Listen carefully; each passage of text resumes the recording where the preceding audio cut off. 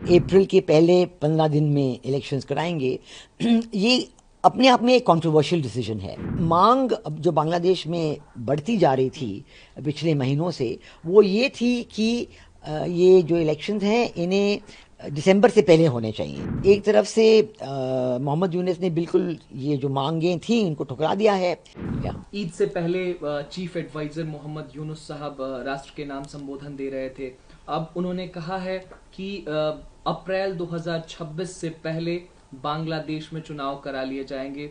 कैसे देखती हैं आप मैम? और कहीं ना कहीं उन्होंने आरोप भी लगाया है कि कुछ इंटरनेशनल फोर्सेस का हाथ था डीस्टेबलाइज करने में बांग्लादेश को। ये जो उन्होंने निर्णय किया है, कल घोषणा की है कि अप्रैल के पहले 15 दिन में इलेक्शंस कराएंगे, ये अपने आप में एक कंट्रोवर्शियल डिसीजन है। और वो इसलिए कि मांग जो बांग्लादेश में बढ़ती जा रही थी पिछले महीनों से, वो ये थी कि ये जो इलेक्शंस हैं इन्हें दिसंबर से पहले होने चाहिए और दिसंबर तक होने चाहिए और दिसंबर के बाद बिल्कुल नहीं होने चाहिए। तो एक तरफ से मोहम्मद यूनुस ने बिल्कुल ये जो मांगें थी इनको ठुकरा दिया है। दूसरी तरफ से हमने ये भी देखा था कि आर्मी, जो बांग्लादेश की आर्मी है, उनके जो आर्मी चीफ हैं जनरल वाकर ज़मान, उन्होंने एक सर दरबार की थी, सभा बैठाई थी 2 हफ्ते पहले, और उसमें उन्होंने कई निर्णय लिए थे डिस्कशन के बाद, उनके आर्मी ऑफिसर डिस्कशन के बाद।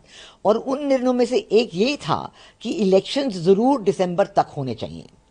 और उन्होंने ये भी कहा था कि ये जो रिफॉर्म प्रोसेस है, ये तो इलेक्शंस के बाद जो सरकार आएगी, इलेक्टेड पार्लियामेंट आएगी, ये रिफॉर्म्स उनका काम है। ये रिफॉर्म्स मोहम्मद यूनुस की सरकार का काम बिल्कुल है ही नहीं। इनके एक इंतरिम सरकार है और इंतरिम सरकार का काम सिर्फ ये होता है कि वो इलेक्शंस करवाएं। और दूसरी बात ये देखा जाएगा तो ये जो इंतरिम सरकार है, ये एक जो क्वालिफिकेशंस होते हैं केयरटेकर गवर्नमेंट बनने की, इंटरिम सरकार बनाने की, उनमें 2-3 शर्तें ये होती हैं कि नंबर 1 नॉन पार्टी गवर्नमेंट होता है। ये शर्त उन्होंने रखी नहीं है, क्योंकि हम देख रहे हैं कि लोग जो हिज़्ब तहरीर के मेंबर हैं वो एडवाइज़र हैं इस सरकार में, और इस्लामी आंदोलन बांग्लादेश के लोग इस सरकार में हैं। और हमें सबको, पूरी दुनिया को पता है कि जमात इस्लामी जो है, इस्लामिस्ट पार्टी, वो ही है, असली सत्ता उनके हाथ में है। और वो मोहम्मद यूनुस को बताते हैं कि आप क्या करें, क्या निर्णय लें। और मोहम्मद यूनुस के हाथ में तो कुछ सत्ता है ही नहीं, वो तो बिल्कुल ही जैसे जो उनको बताया जाता है वो करते हैं। तो ये सब चीज़ें को देखते हुए ये भी एक और बड़ा निर्णय होना पड़ेगा कि जो मोहम्मद यूनुस की सरकार है वो तो केयरटेकर गवर्नमेंट बन नहीं सकते। इसलिए आर्मी ने जिन्होंने इनको बनाया था, उन्हीं को अपने हाथ में सत्ता लेके एक केयरटेकर गवर्नमेंट बनानी पड़ेगी, जिनके साथ इलेक्शन होने पड़ेंगे, और वो उनको जल्द से जल्द करने चाहिए।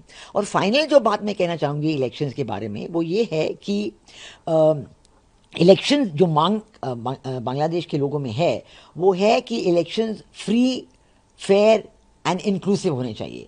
और इसमें अवामी लीग ज़रूर उनका हिस्सा होना चाहिए, बिकॉज अवामी लीग बांग्लादेश में सबसे बड़ी पार्टी है, उनमें करीब 40-45% उनका जो वोट बैंक है। और ये वोट बैंक को ध्यान ना देते हुए, मैं तो ये भी कहूँगी कि ये देखते हुए कि अवामी लीग के वोट बैंक में कोई कमी नहीं आई है इन 7-8 महीनों में, लोग जो हैं अवामी लीग के सपोर्टर्स जो हैं उन्हीं के साथ जुटे हुए हैं। और ये जो बात जो है, ये मोहम्मद यूनुस को बिल्कुल पसंद नहीं आई है, और उन्होंने हाल में ही अवामी लीग को बैन, उनकी एक्टिविटीज़ को बैन कर दिया था। और ये जो उनका निर्णय था, ये बहुत अनपॉपुलर था।